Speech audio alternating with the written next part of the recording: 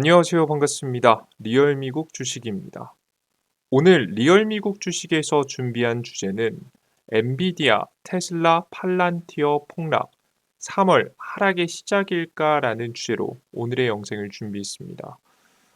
저는 최근 증시에 하방이 한번 올 수 있다라는 이야기를 지속적으로 여러분들께 드린 바 있습니다. 실제 하락이 나오고 있는 것인지, 언제까지 하락할 것인지, 저점은 어디쯤 나올 것인지 궁금하신 분들이 굉장히 많으실 겁니다. 우리가 특히나 미국 주식은 잘 모아가기만 하면 수익이 날 가능성이 매우 높기 때문에 우리가 저점, 완벽한 최저점은 알 수 없어도 저점 부근이 언제쯤인지는 파악하면서 매집을 좀 들어갈 필요가 있습니다. 우리 투자자 여러분들께서도 아마 그런 부분들이 고민이 되실 건데요. 어떤 타이밍에 저점 매수를 들어가야 될지 오늘의 영상에서 알려드리도록 할 테니 영상 잘 시청하시면서 대응에 참고하시면 좋을 것 같습니다. 저희 리얼 미국 주식에서는요, 매주 월요일, 목요일, 토요일 주에 3회 시장에 대한 이야기를 전달해 드리고 있습니다. 세 가지의 방법을 시장에 대한 이야기를 전달해 드리는데요. 첫 번째는 미국 시장의 주요 뉴스, 그리고 주요 지표 발표, 종목과 업종들 중에 특별하게 시장에 큰 영향을 끼치는 이슈들만 모아서 정리해 드리고 있습니다. 시장에 대한 전체적인 흐름을 빼놓지 않고 전부 다 익숙하게 다 확인한다라고 보시면 될 것 같아요. 이해되셨죠? 빼놓지 않고 전부 다 말씀드립니다. 그리고 리얼 미국 주식에서 실시간 뉴스도 드리고 있습니다. 실시간 뉴스가 필요하다고 하시는 분들이 많아서 텔레그램 메인 페이지에 텔레그램 주소를 여러분들께 넣어놨습니다. 클릭하고 치고 접속하시면 해당 화면이 나오고요. 실시간 뉴스들 매번 전달해 드리고 있으니 꼭 접속하시고요. 추가적으로 상단에 보이시는 고정된 메시지를 클릭하시면 증시의 최저점과 고점을 알 수 있는 지표를 하나 드리고 있습니다.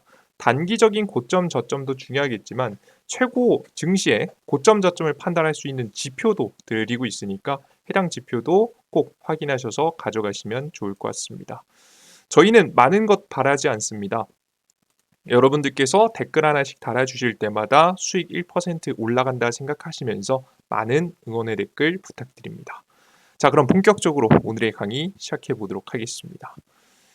자, 우선 시장의 주요 뉴스 먼저 보겠습니다. 시장이 최근 다시 좀 흔들리고 있는 중인데요. 왜 그런 것이냐 상황을 살펴봤더니 트럼프가 직접적으로 경기 침체에 대한 이야기를 언급했습니다.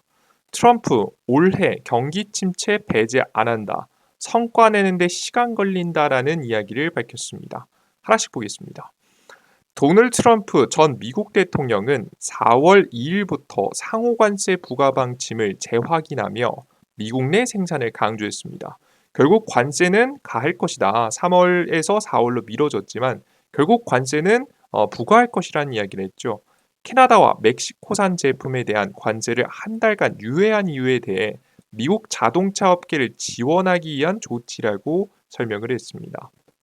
너무 급격한 건 충격이 크니까 조금 여유를 두겠다라는 거죠. 그는 관세가 점점 상승할 가능성이 크며 4월 이후 추가적인 면제는 없을 것이라고 밝혔습니다. 그죠? 계속해서 강력한 태도를 취하고 있죠. 이런 모습을 보면서 제가 전부터 뭐라고 말씀드렸죠? 트럼프는 일부러 경기 침체를 유도할 가능성이 크다라는 설명드렸죠. 왜?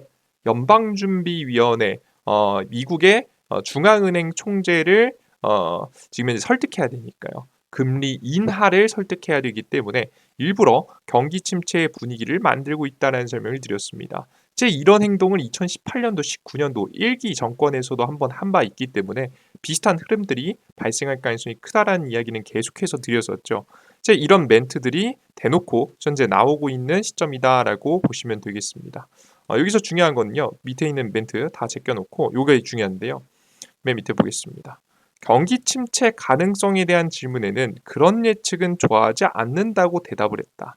현재는 과도기이며 우리가 추진하는 정책은 미국의 부를 되찾는 과정이다. 성과를 내는 데는 시간이 걸릴 것이라고 설명했다. 자, 보시는 바와 같이 즉답은 피하는 모습이죠. 대놓고 일부러 경기 침체 유도합니다라고 말할 수 없기 때문에 일부러 이런 태도를 취하면서 대답을 하는 모습입니다. 역시나 과거부터 계속해서 설명드리지만 제가 차트 보여드린 바 있죠. 증시 차트 보시면 아시겠지만 과거 2018년도 이거 지겹지만 한 번 더 보겠습니다.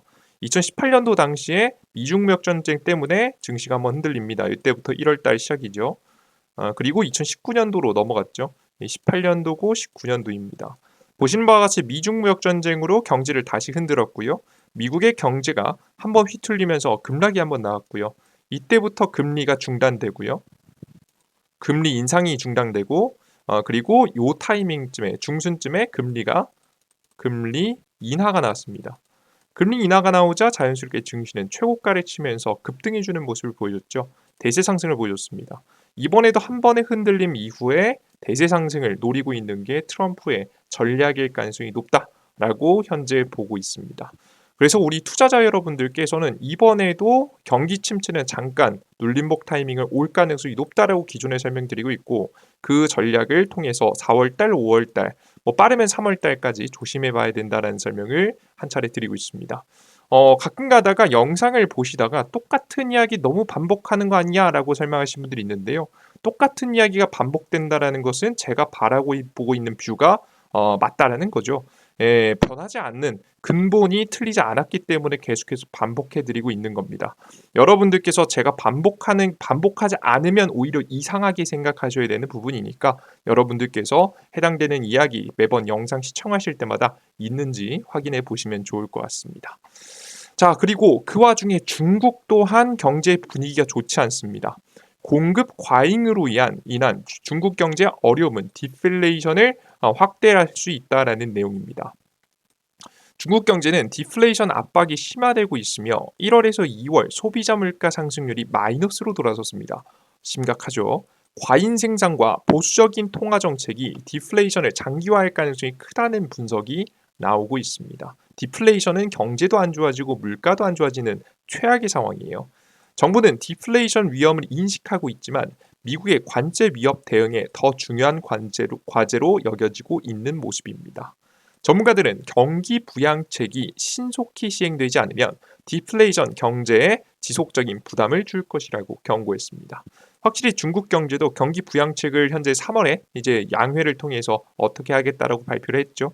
소비 진작을 하겠다라고 이야기를 했기 때문에 사실상 최악의 사태로 가지는 않을 것 같아요. 하지만 중국 경제도 멀쩡하진 않다라는 것 정도 인지하세요. 이런 경기 침체 분위기는요. 미국에서부터 시작되면 중국까지 옮겨갈 수 있다라는 거 인지하고 계시면 좋을 것 같습니다. 아시겠죠?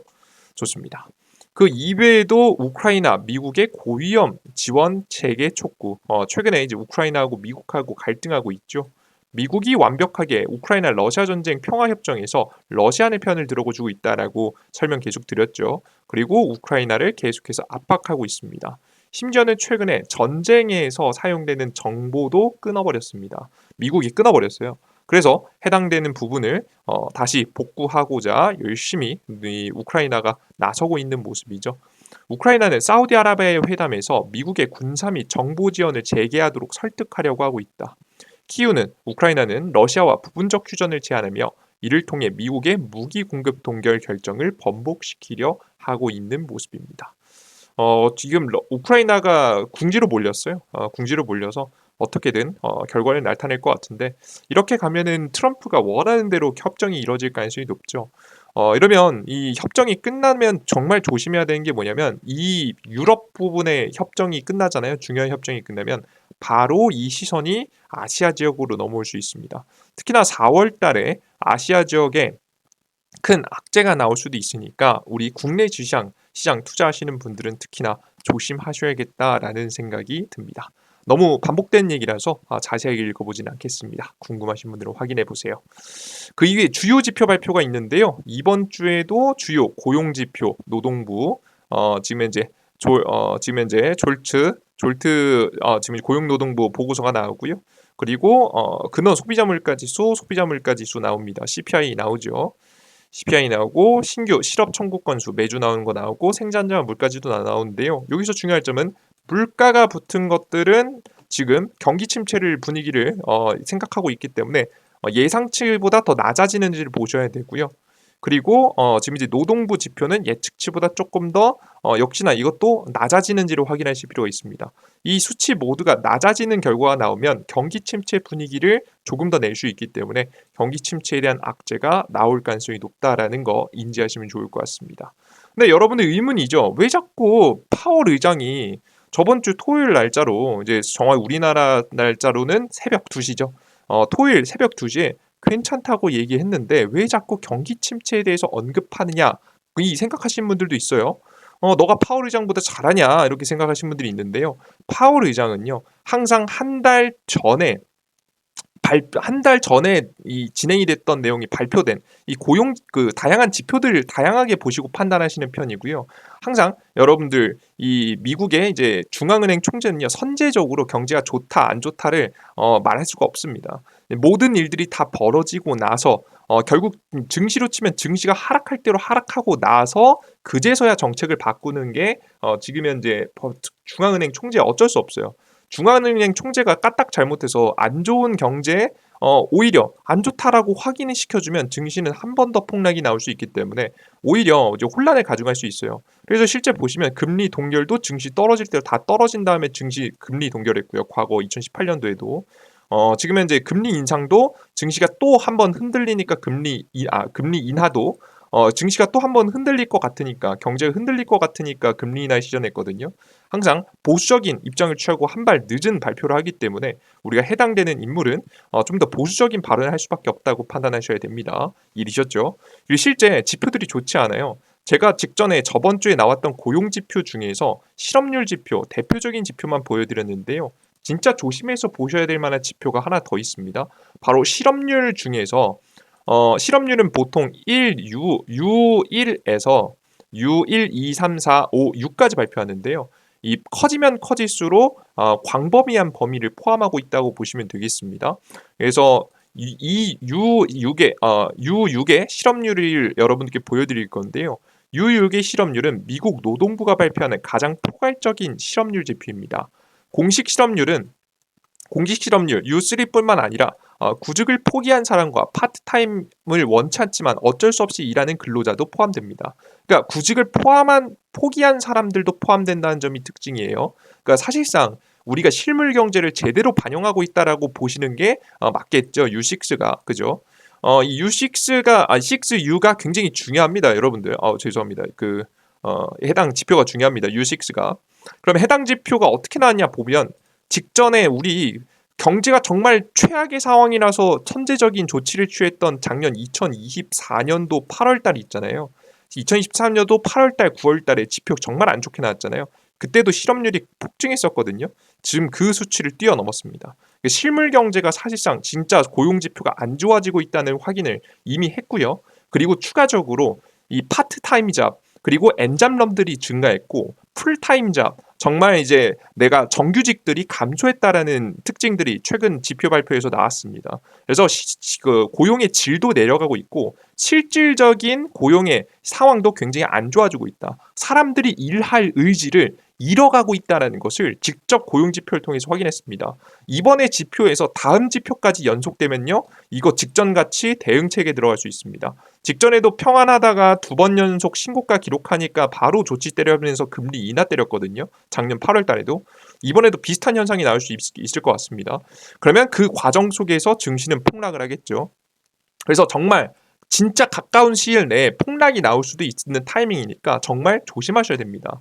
무조건 폭락이 나온다. 이게 아닙니다. 아시겠죠? 이건 아닙니다. 하지만 트럼프 대통령도 이미 경기 침체에 대해서 올 수도 있다라고 어느 정도 인용하고 있고 과거 일기에서도 이미 그런 적이 있고 심지어는 고용지표에서도 불안한 점이 직접 확인된다라고 한다면 파월 의장의 말을 믿고 지금 주식을 함부로 매수하기보다는 오히려 조금 더 기다렸다가 조금 더 싼 자리가 왔을 때 매수해 준다라고 하면 우리가 과거에 봤던 폭락 이후 금리 인하 시즌 나오면 대세 상승 요것을 한번 노려볼 수 있지 않을까 싶어요. 그래서 우리는 조금만 더 기다렸다가 종목을 사는 게 좋지 않을까 싶습니다. 저는 무리하게 최저점 잡는 거 추천드리지 않습니다. 하지만 그렇다고 해서 지금 자리가 저점 부근이 아니에요, 여러분들. 조금 더 떨어질 만한 여지가 남아있는 시장이라고 보여지니까 투자자 여러분들께서는 무리한 투자보다는 제가 말씀드린 바와 같이 조금 더 기다리시는 게 좋지 않을까 싶습니다.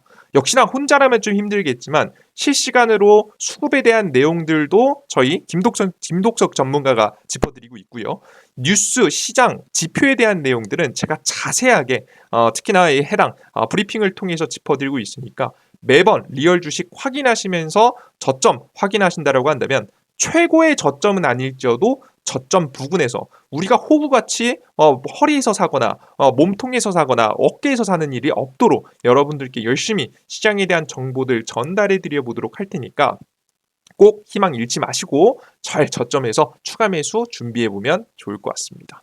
오늘 시장의 이야기를 정리해 보면은 미국 시장은 좀 반등하는 듯 했으나 사실상 지금 시간에 프리마켓 시장에서 이미 무너지고 있습니다. 앞서 말씀해 드렸다시피 트럼프 대통령의 경기 침체를 어느 정도 용인하는 듯한 멘트가 나왔기 때문에 시장의 불안감을 좀 키우고 있는 것이라 보여지고요. 실제 관세 부과로 단기 경기 침체를 계속 유도할 것이고 금리 인하를 유도할 거라고 예상이 됩니다. 단기 하락이 한번 나왔다가 대세 상승 분위기가 나오겠죠. 그래서 고용지표도 이번에 침체에 대한 내용을 어느 정도 확인했기 때문에 우리는 계속해서 나오고 있는 물가지표들 확인하면서 지켜봐야 될 부분이라고 보고 있습니다. 아직까지는 저점이 나오지 않았으니까 여러분들께서 시장에 투자는 조심하시는 게 좋습니다. 그리고 경기 침체 분위기와 함께 청산되는 NK 트레이드 자금들도 계속 나오고 있습니다.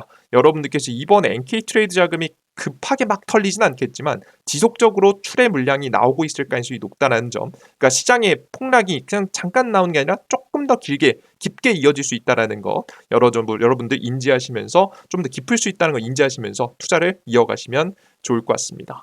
좋습니다. 오늘의 영상은 여기서 마무리해 보도록 하겠고요. 영상 끝까지 시청하시냐고 너무 고생 많으셨습니다.